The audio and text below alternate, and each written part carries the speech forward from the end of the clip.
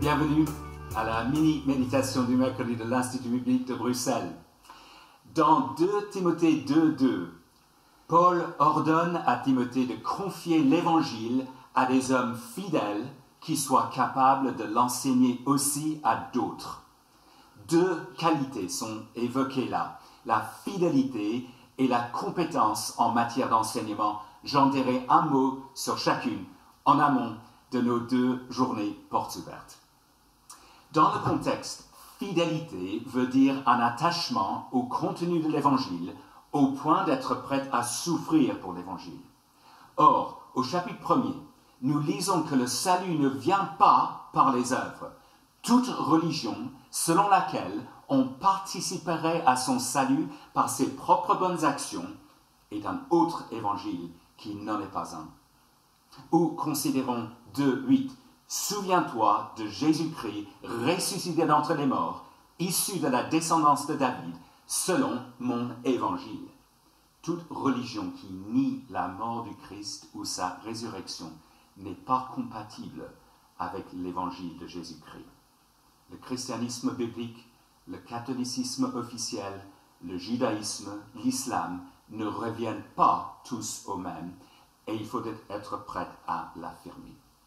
Deuxième qualité, la compétence en matière d'enseignement. Selon des versets qui figurent un peu plus loin au chapitre 2, cela implique savoir dispenser avec droiture la parole de la vérité. Enseigner la Bible, cela veut dire travailler. Il faut être prêt à trouver le temps et l'énergie pour réaliser le travail sérieux et responsable sur le sens, la signification d'un passage, sur le genre littéraire, les mots, la syntaxe, les liens avec le Christ, l'application. Il faudrait également savoir éviter les disputes qui ne servent à rien, disons-nous, et discerner et réfuter l'erreur. Prions pour que Dieu suscite des serviteurs de l'Évangile manifestant ces qualités-là. Les enjeux, eh bien, écoutons attentivement le verset à nouveau. Paul doit confier l'Évangile à des hommes fidèles qui soient capables de l'enseigner aussi à d'autres. C'est à plusieurs que l'Évangile doit être confié. Plusieurs qui le confient à leur tour à plusieurs et ainsi de suite, comme si vous partagiez cette MMM avec plusieurs personnes qui la partageraient à leur tour avec plusieurs personnes. Non pas un simple passage de témoin, mais la multiplication du ministère de l'Évangile conduisant potentiellement à l'évangélisation du monde.